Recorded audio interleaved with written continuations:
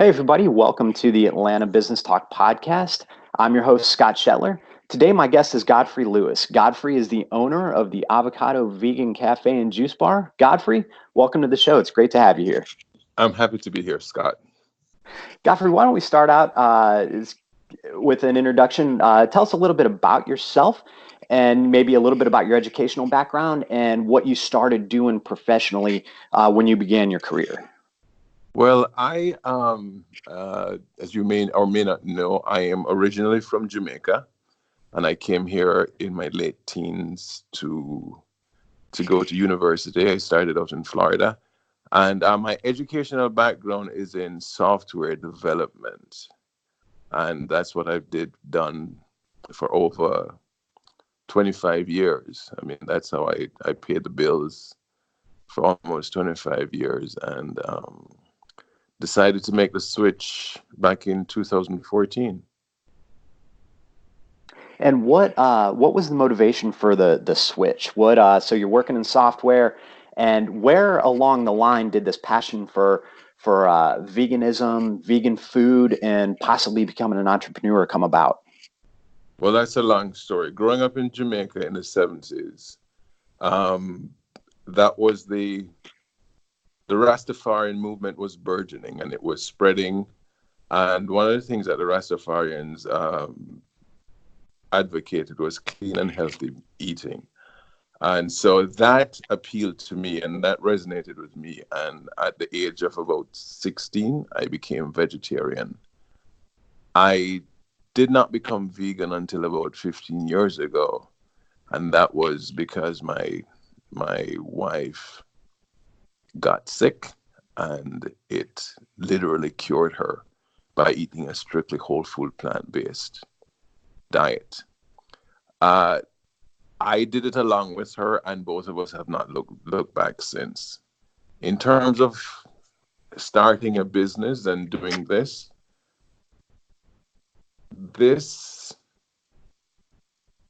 it was time. The short answer is, Scott, it was time. It was time to move on. As a software engineer, it had served its time. It had served me well, and I'm very grateful. I mean, it gave me and my family a very good living, but it was time to move on. And being in the plant-based slash vegan community, I saw and I was aware of the death and destruction caused by the consumption of animals.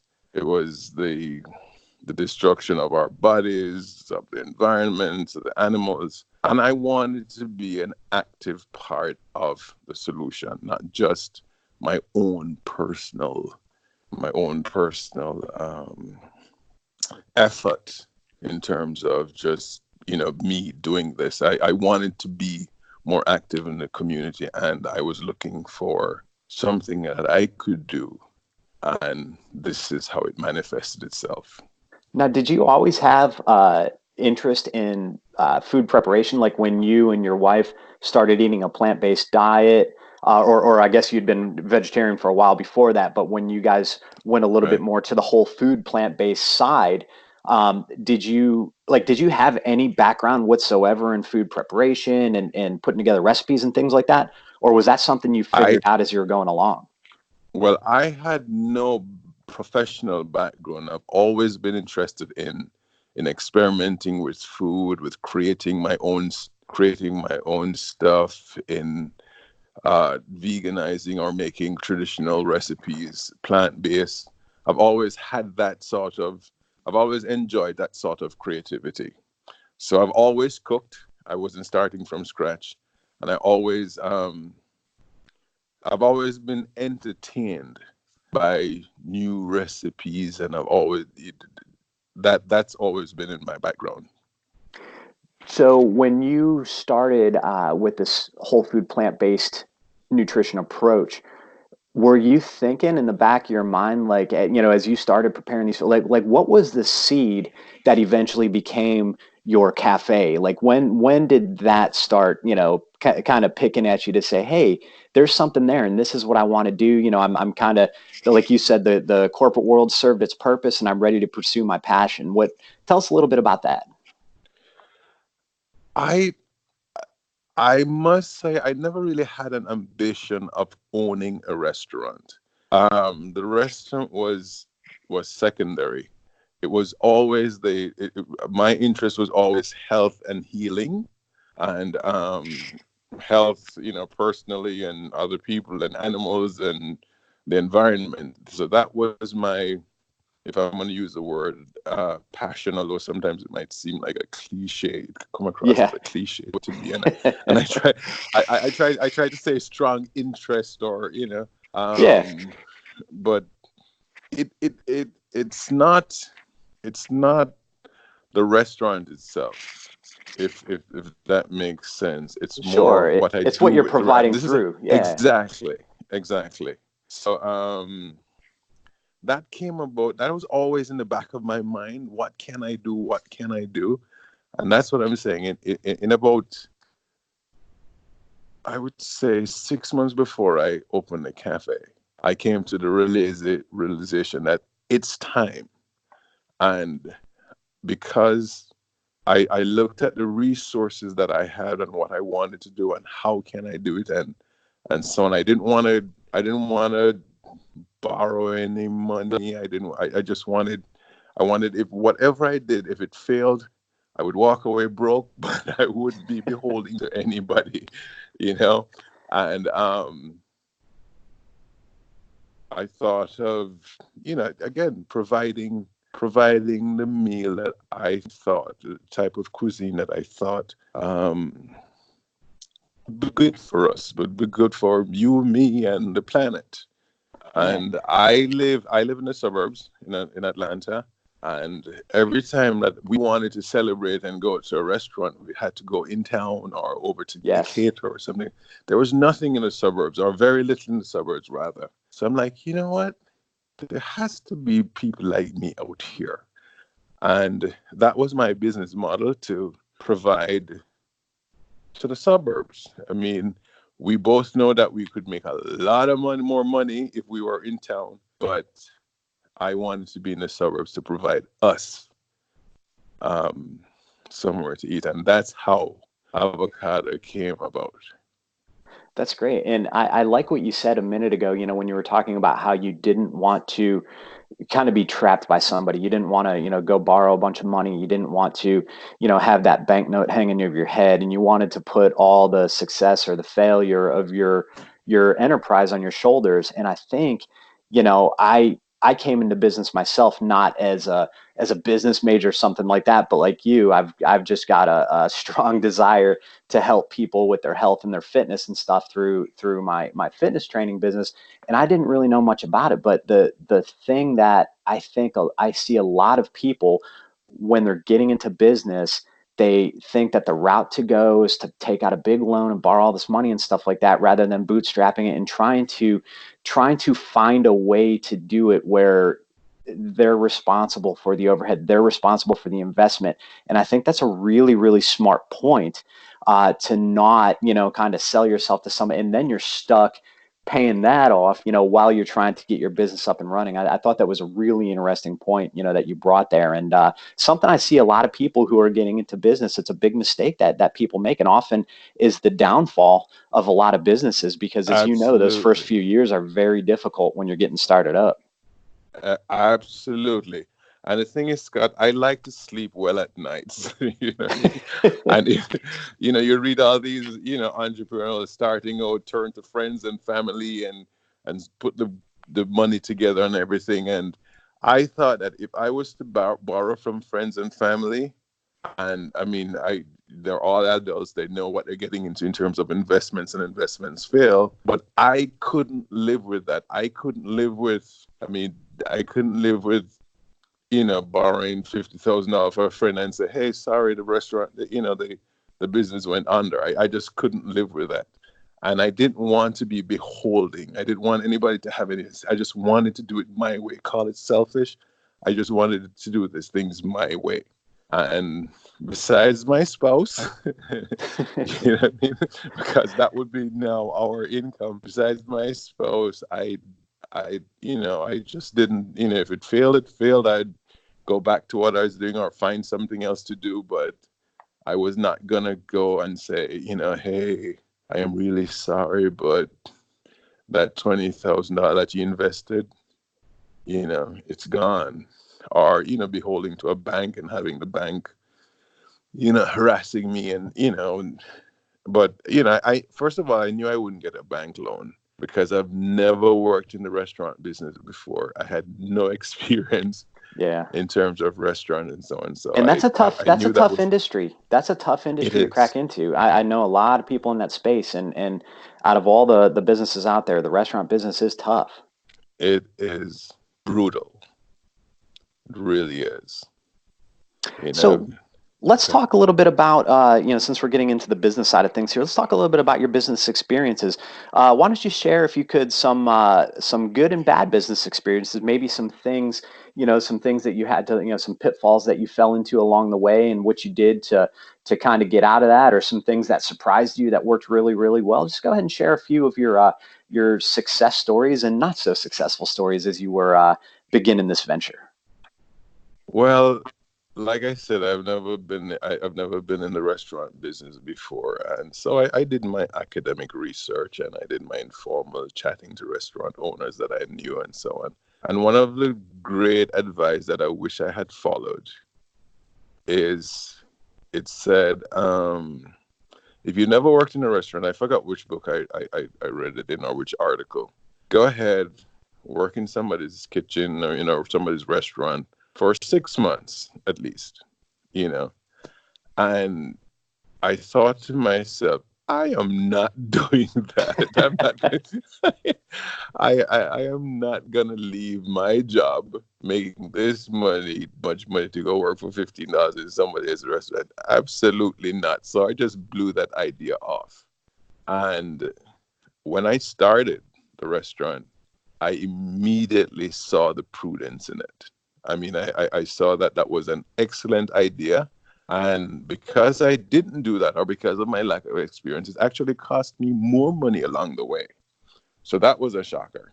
I mean, I mean, in the beginning, I did hire a restaurant consultant, someone who had opened um, quite a few restaurants. I didn't do it blindly, but still, I could have learned a lot.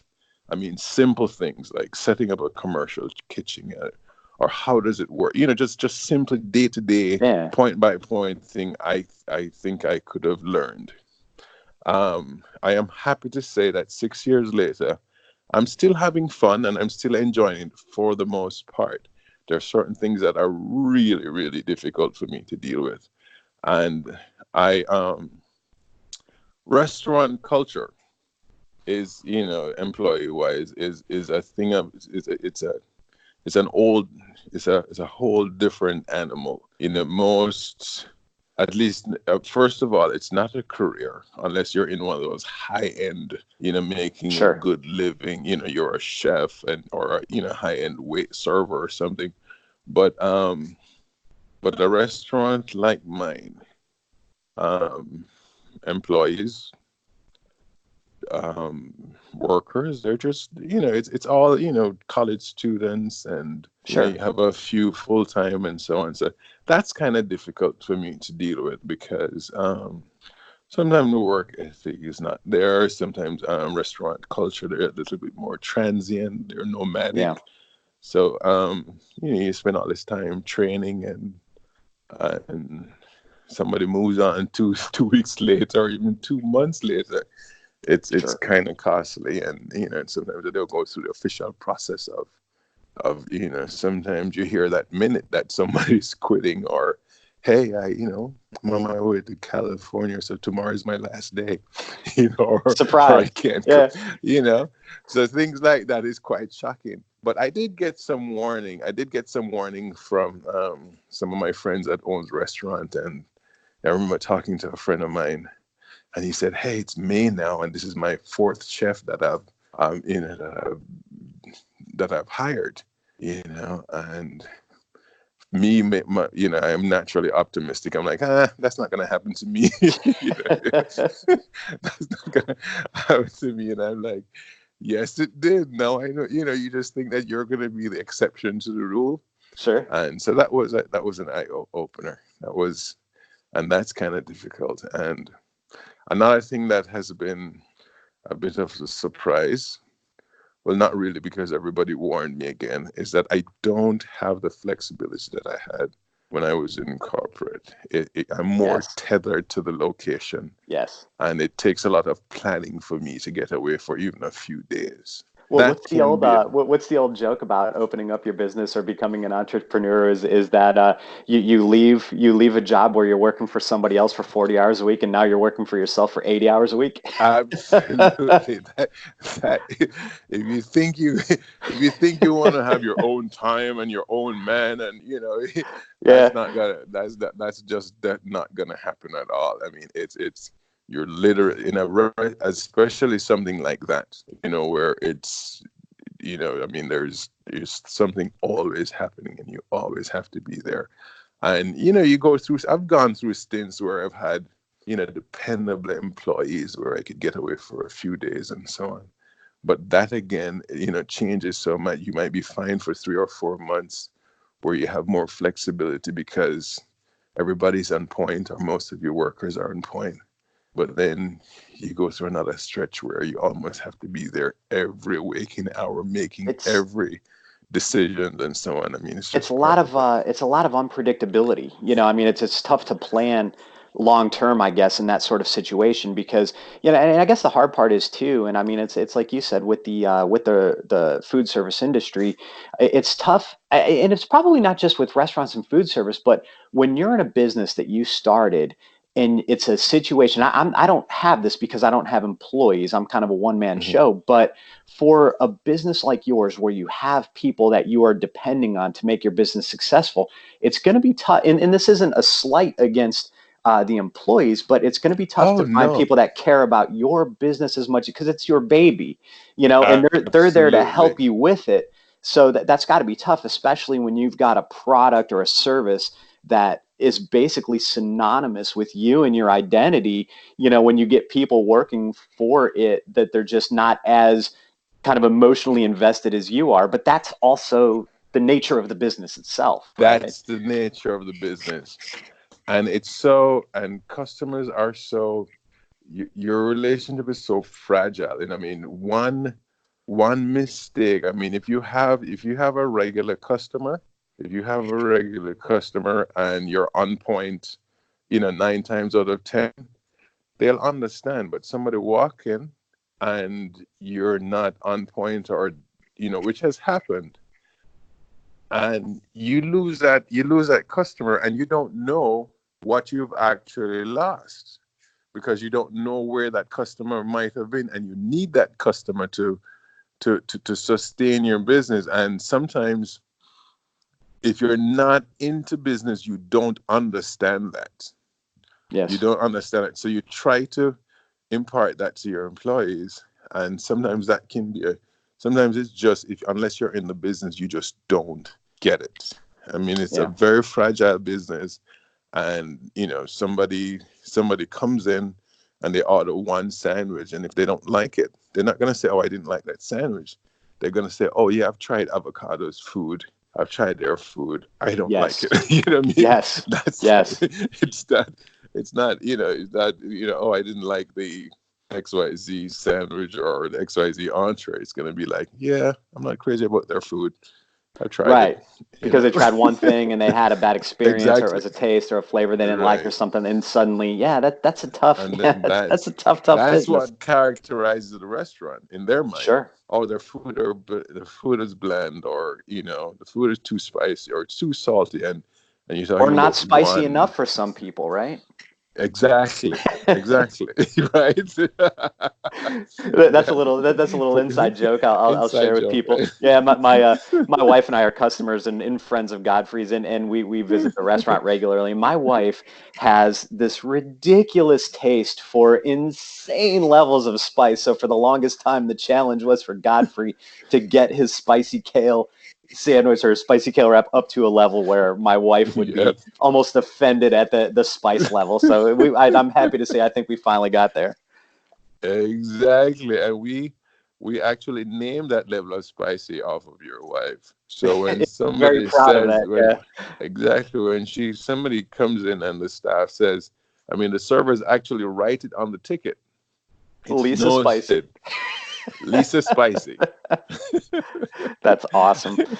Well, I- let's move into what were it. Why don't you talk a little bit about any of your business influences, or if there's any books that you read and would recommend, or if you've got any specific sources of inspiration. well, first of all, for the aspiring entrepreneur, I would say I would give the basic traditional advice. Know the industry that you're getting into. Yes. Research the industry that you get in. If you're aspirational, then you should do almost every day at least one thing toward that goal. I would do, and that one thing might be reading an article, making a phone call, um, just something that brings you, first of all, closer to your goal. In other words, you know more today than you do tomorrow. I mean, than you more do than you did yesterday. So Yes. you're one step closer. Even if your goal is 5 years out or 10 years out, if you know what you don't know, and you pick up a phone and you say, hey, what does it take to open a food truck in Fulton County? And you either go on their website and you look at what in terms of health department or whatever it is, no more than what you. In terms of business, I can't say that I did a few business courses in college and accounting and so on. So that was so I had and I'm still learning on the job where that is concerned. Most of my reading is plant based related.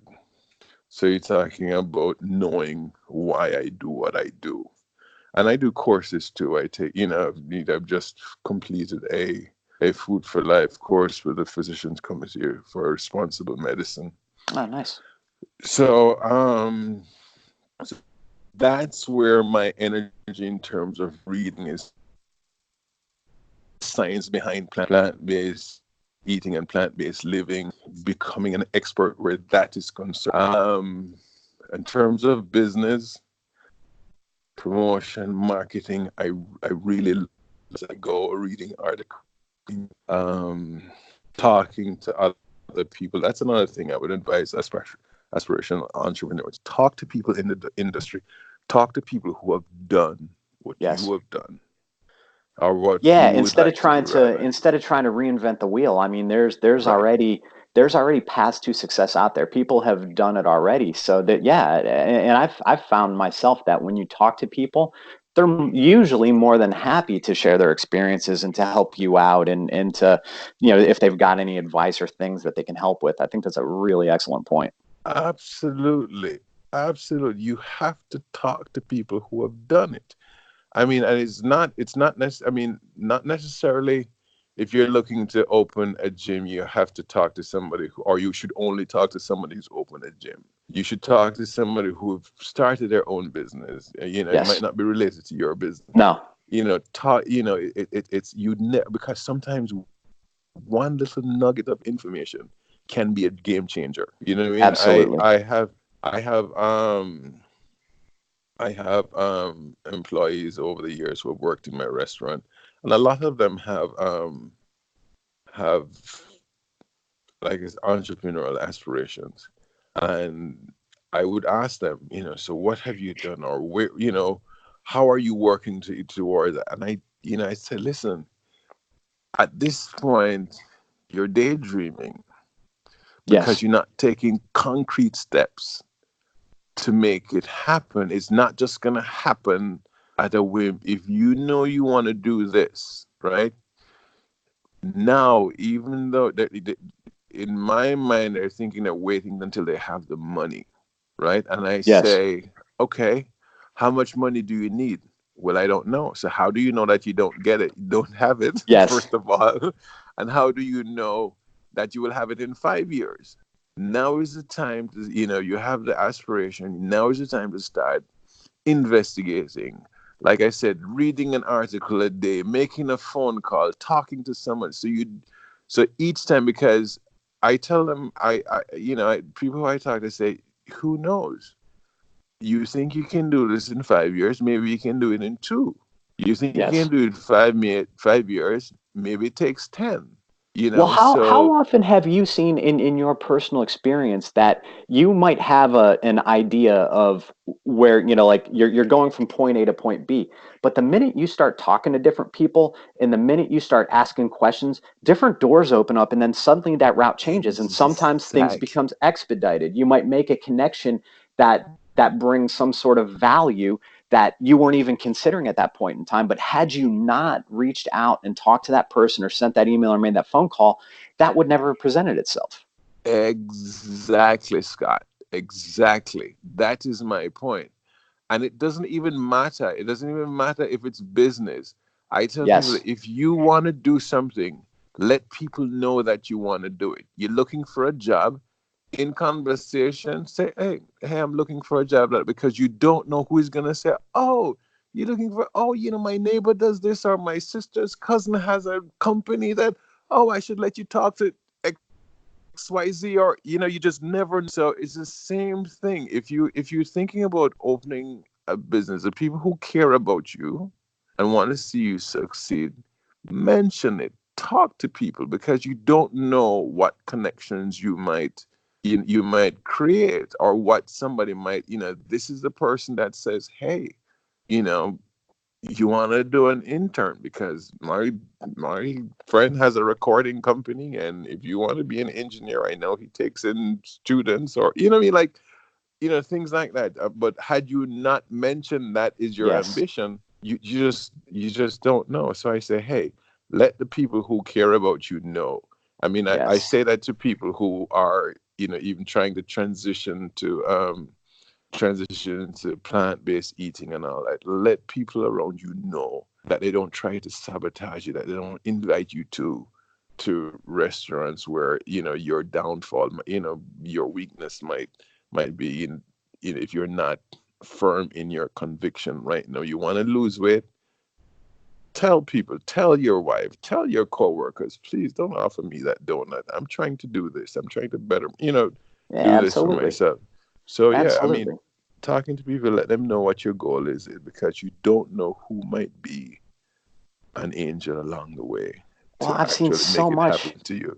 I've seen so much of that just, in the gym and in the training center and among, my clients and the gym members and stuff like that. So much stuff can happen just through a conversation. And that was actually one of the reasons why I wanted to start this podcast was just because I started thinking like, man, I know so many people who work in the business world or who own their own businesses or entrepreneurs and things like that. There's so much great information out there through their collective experiences. I thought, man, what a great thing to do to try to bring these people on, one to highlight your businesses and your accomplishments and use it as a source to advertise, for people, but also just to share these things and have this podcast be a place where people could go to get business tips. And like you said, not necessarily from people in your industry or your specific sector, Right. because there's a lot of stuff that applies generally to people in the business and the entrepreneurial world. So it's just opening up those avenues for conversation, to allow these things to happen. And then pretty soon somebody jumps in and says, oh yeah, I know this, or I know that, or I know this person. And it's a great way just to build a network and to Network. share ideas. Yeah, Exactly. absolutely. Absolutely. Exactly. Well, Networking. I mean, well, go that's ahead. that's awesome, man. No, this has been really good. Why don't we finish up? I know you talked a little bit about already, some advice that you would have for entrepreneurs, just starting out and things like that, which is great. So why don't we just go ahead and wrap up if you've got any closing comments? And if, feel free to say what you'd like to say. And then please share your business's website, if you're active on social media, where people can go to learn a little bit more about Avocado and what the things that you're offering, any promotions that you have. And I'll also be sure to include links to your website and all your social media in the show notes as well, so people can access it easily. Okay. Well, again, as you know, we're Avocado Vegan Cafe. We're actually a full service restaurant and a juice bar. We're located in Johns Creek, Georgia. You can find us online at avocadovegancafe.com. And we're also on Facebook as Avocado Vegan Cafe. And we're on Instagram at avocado underscore vegan underscore cafe. I want to actually address aspirational entrepreneurs because I was just there 6 years ago. And I would say common sense, the traditional common sense advice. Again, know your industry. Get to know your industry. Stop dreaming. If you're thinking you're doing and you're not making concrete plan to do it, you're daydreaming. Okay. Get out there, make a move. It's not going to be a straight line. You're gonna have your ups and downs. And my biggest advice is there's nothing wrong with making money, but it's gonna be a lot easier if what you're doing is consistent with what you see as your purpose. Because if you're just doing it for money, when where the rocky roads are ahead, you might want to give up. If you're doing it because it's a part of you, and of course the money is important, and trust me, I would not be doing this with, I don't want to seem all, altruistic and, we're doing this for the love of it, man. I mean, it's not Yeah. about that. But I'm saying is that when the storms come and when the money isn't immediately rolling in, if you're doing this just for the money, you're going to quit. Yes. Right? If you're doing it because it's part of what, like in my situation, I really wanted to be an active part of the solution. And I think that as after looking at it, plant-based eating and living is good for you, for me, for the animals, for the planet. And I wanted to make that I wanted to make it easier for you to eat plant-based. And this is how I step in and do what I do. If you have something that is just, if you're motivated by something more than just the money, I think it's easier, and I think it's more enjoyable because I think tiny moments throughout the day, every minute, the accumulation of every minute of your life, of every minute is what makes your life. So it's a quality of life issue.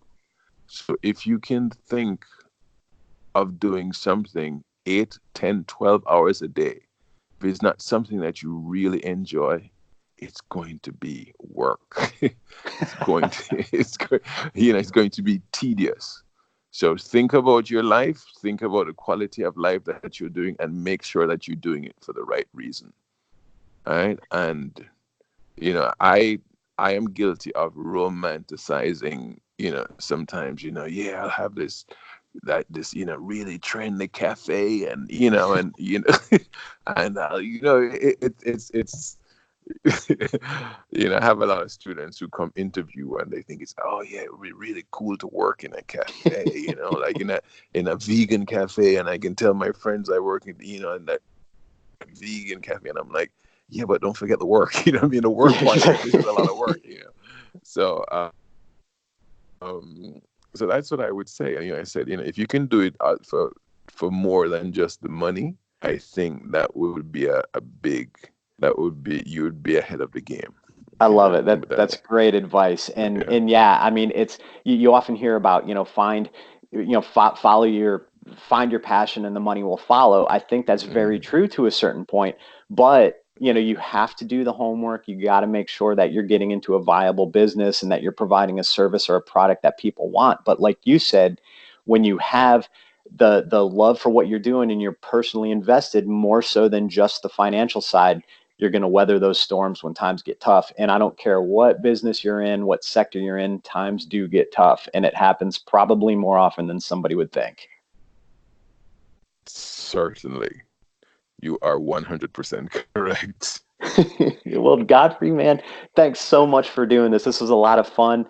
I know listeners are going to get a lot of great information from this, and hopefully it'll get some more people through your door. And undoubtedly, I will be in soon for my barbecue tofu sandwich, best in Atlanta. So, man, thanks so much again for doing this. I really appreciate it, and I'm looking forward to getting this thing up and live. Scott, this was a lot of fun. Thank you for the information, for the invitation. Anytime, I'm at your service. Well, thank you, man. We'll definitely have to do this again. And thanks so much, listeners. Again, this is Scott Shetler for Atlanta Business Talk Podcast. Looking forward to bringing even more of these with some great guests like Godfrey down the road. Godfrey, thanks a lot. And until next time, we'll see you later. See you later.